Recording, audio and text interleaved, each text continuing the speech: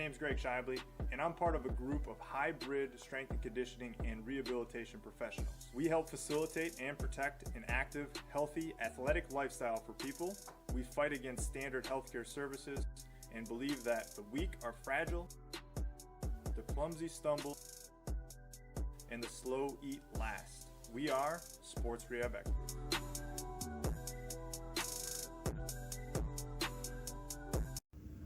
All right, so today we're going to be going over the face pull, the setup, and then some common mistakes that people make. So the first thing that you want to consider is the tension of the band that you have. So with a band, there's going to be more tension towards the end of the movement, so you've got to go light with this exercise.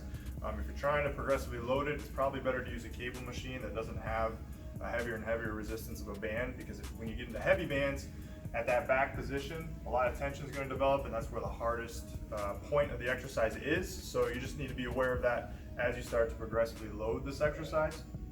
With the setup though, we want to make sure the band is a little bit forehead height or a little bit above, so that when you pull towards your body, the band is level with your hands or slightly above. We don't want it lower, because if the band is really low and as you pull up, then that's going to be pulling the shoulder down into internal rotation. And the purpose of this is to work the rotator cuff in a concentric fashion here, and then eccentrically lower out of it.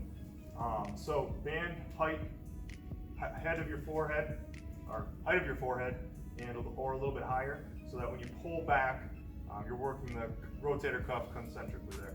Now, the other thing you want to be considerate of too is a lot of people, when they pull back, they'll pull back just at their elbows and then at the wrist. You want to think like the wrist and the elbow are going back at the same speed. So again, you're not putting your arm into an internally rotated position overhead there. So when you pull back, you should see my elbow and my wrist move at the same speed.